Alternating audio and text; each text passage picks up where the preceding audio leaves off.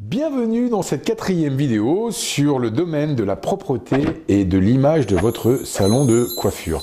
Alors ici, c'est un sujet hyper touchy, mais c'est surtout essentiel dans tout commerce de service. Pensez à la dernière fois que vous avez été dans un restaurant et que vous êtes passé par les toilettes.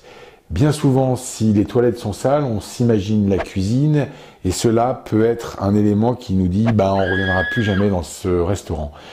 C'est la même chose dans votre salon de coiffure. Il est donc important que votre salon soit impeccable. Les stations-service également l'ont bien compris sur les aires d'autoroute. Elles mettent même des dates et des horaires de passage pour prouver et rassurer les gens qui viennent pour dire quand est-ce qu'a été nettoyé la dernière fois l'espace toilette. Donc c'est pareil pour vous, le samedi vous avez du rush, beaucoup de monde dans le salon, on ne va pas forcément vérifier entre deux clients qui vont dans les toilettes s'ils sont propres ou pas. Et pourtant, c'est ce que l'on devrait mettre en place. Alors, je ne m'arrête pas à ça. Il y a d'autres points de passage importants. Je vais commencer par la vitrine, qui est le premier point de contact, qui doit être très très propre.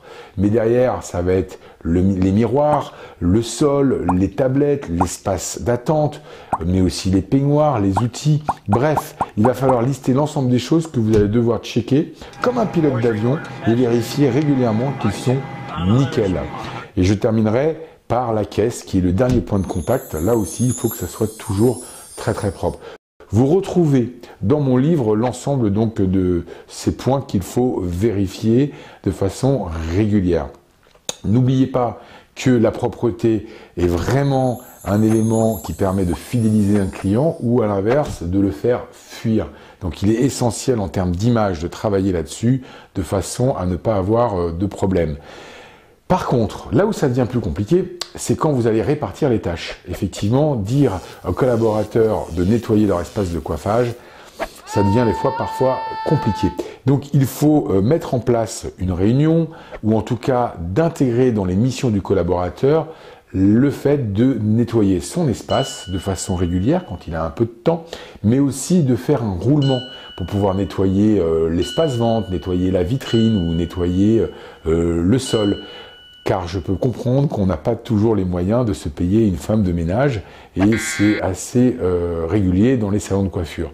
Donc pour éviter de créer des tensions, la seule solution c'est de prendre le taureau par les cornes et de mettre en place un règlement concernant l'hygiène et la propreté en salon avec votre équipe. Quoi qu'il en soit, un salon qui est sale, c'est démotivant pour le collaborateur qui vient travailler et ça fait fuir les clients. Donc, il est important que vous mettiez un maximum de rigueur sur cette étape pour pouvoir développer votre activité. Voilà, je vous remercie.